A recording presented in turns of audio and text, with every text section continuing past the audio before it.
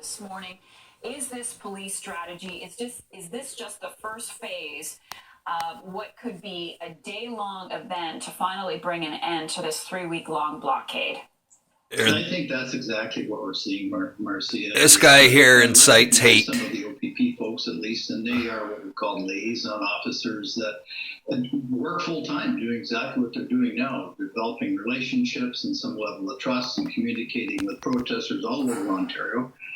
Obviously, they're in Ottawa today, and this is really the last step of talking and warning and documenting all those warnings for coverage or presentation in criminal trials later to say, hey, they were warned 50 times, et cetera, et cetera. So there are lots of officers out of the sight of the cameras at this point, but they will be there. I think we've seen a few more come, but at some point, this push is going to come to shove. It's important to note, too, that I heard from a police source that's in Ottawa now that some of the trucks amongst all those trucks on Wellington actually want to leave. And they've expressed that to the police. It's a matter of getting all the other trucks out of the way so they can get out. So we are going to see some of that, as we've all stated a few times.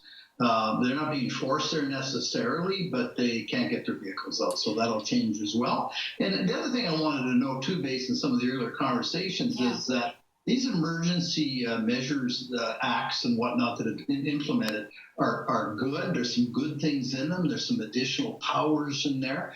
But nothing that we have seen yet, nor will there be any difference in terms of making arrests, really, that could have been done already. If they had the resources there, because all the authorities who were there, they were just a mishmash of different pieces of legislation. CTV, inciting hate, and pushing the issue. This Chris Lewis guy is, I've seen him so many times, it's not even funny.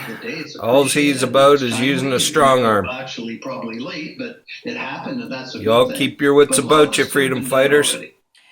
And so just so we are clear, why do you think it wasn't done sooner? Is it because of the leadership of Peter Slowly? Was it the lack of resources that he Propaganda called for? He news. wanted more officers. CTV. And has that call finally been answered? Why are we looking at this going down today after 3 weeks? I think it's a matter of resources. I don't want to keep throwing Peter Slowly under the bus. As I said, mistakes were made, and where did they fall? Who's responsible? Obviously, the chief or commissioner of the day has to take the heat for that, and that's fine. But the bottom line is, till there's a full review, we want to understand where the ball did get dropped early on, and then once it did, and once they did form this circus-like encampment and got dug in with kitchens and everything short of a Ferris wheel. At that point, it was a matter of resources, and several hundred cops at least were needed, and they just never had all of those. All these jurisdictions have other things to do, and they have cities to police and communities to police. And so, to bring in that many folks, you can't sustain that. So they had to make sure they were ready and have everybody there at once and then pull it off, and that's what we're going to see.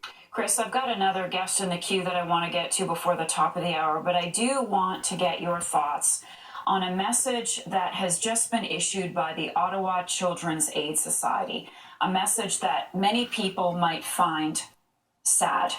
It says, the Children's Aid Society, this just came out, the Children's Aid Society of Ottawa is urging parents at the demonstration in Ottawa to make the necessary alternate care arrangements should they become unable to care for their children following potential police action. If parents and children are separated, following police efforts in ending the demonstration in the downtown core, the Children's Aid Society will work to reunite families as soon as possible. Your there you go. On the Children's Aid Society putting that message out. Yeah, Trudeau thugs. State of affairs. The fact that anybody brought their kids to this protest, which could go off the rails at any moment over the last couple of weeks, is really sad.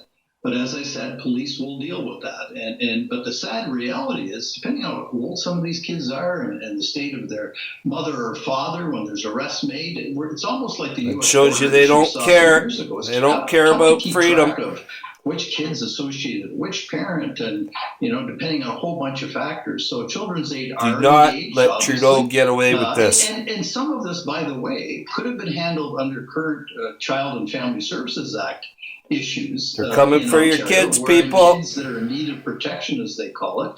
And that's kind of a sliding definition. But if they're in the middle of a protest, they're in need of protection, they could have been taken away already. They haven't done that yet for resource reasons, in my view. Unless a kid was being abused, they'd go in no matter what. But that wasn't the case. They're kept warm, etc. Yeah. But some of that could have been dealt with as well, but it's obviously being considered as part of this ongoing strategy. Chris, thanks. Hey, thanks so much. Really appreciate you being thanks for inciting hate and violence upon innocent Chris people. Lewis is our safety analyst, security analyst here at CTV. This is Thank what you very, very much. I want a to turn now tyrant with the moments does. we have remaining before the top of the hour to Michael Kempa. He's an associate professor of criminology at the University of Ottawa.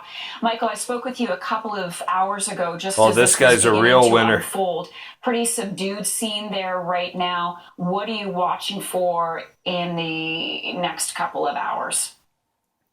So this is subdued, but very tense, as we've been discussing. The announcement from the Children's Aid Society is very upsetting. Really underlines the idea that there's going to be police action. For goodness sakes, get your children and yourselves out of this area. You do not want to be separated from your children, nor have your children separated from you. That's the threats they use. I cannot fathom why anyone would put themselves in that position at this time. But ultimately, the police will have to act at a certain the Prime point, Minister and put does us in look this position. As we were talking about a change of posture, that it will be fairly soon. Can you walk us through what you think is the police strategy at this point? Yes, I think it's very much a much larger version of what we saw at the Ambassador Bridge in Windsor over the weekend, where it starts with communication, with the leaflets. They did the same thing in Windsor. The idea is to I hope you police officers heed Pat King's warning. Stand down. Laws. They have been lied to by the organizers. Some cases they've been sworn in as imaginary police officers, which gives them the idea that they're on the right side of the law. The first step is to render things as clear as possible to give people one last chance for honorable exit. As the crowd will begin to thin, I've seen what some about the Prime now, Minister? A couple of trucks that either have left. How about an honorable leave, exit from the Prime Minister? In.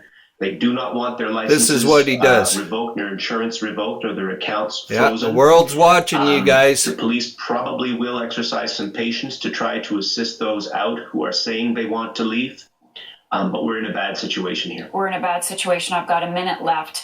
I've got to be honest with you. I mean, we're looking at live shots, or I believe these pictures may be on tape. We're just turning them around from earlier. But when we were on these shots live and we saw officers knock on the doors of trucks, my stomach was in knots every time a truck door opened. Do you think, because of what happened in Coots with that seizure of weapons, do you think that this can go down without anyone being hurt? Those weapons were planted. I'm very hopeful. I'm very hopeful that we can get out of this without anybody being hurt, or that those with the worst intentions will be in such a minority downtown that they can be dealt with through force but avoid injury or loss of life. We do know that there was reports of weapons in some of the trucks. One of the organizers on a Twitter feed last night was talking about weapons that had been planted allegedly by the state itself to make them look bad. I simply took it as an admission that there are weapons. I don't care where they came from, whether we're saying the state planted them, which I don't believe, but if they are there, it's a very dangerous situation. Michael Kempa, thank you so much for being part of our coverage this morning. Recapping our top story out of Ottawa. Police stepping up their enforcement at the occupation site on Wellington Street. They've started handing out warning notices to protesters to leave. Tow trucks are on standby, and they are telling people they must leave now. Our coverage will continue at the top of the hour. I'm Marcia McMillan. Thank you so much for being with us this morning. Be safe. Have a great day. We'll see you tomorrow. Yeah, thank you, CTV, for all your hypocrisy and lies.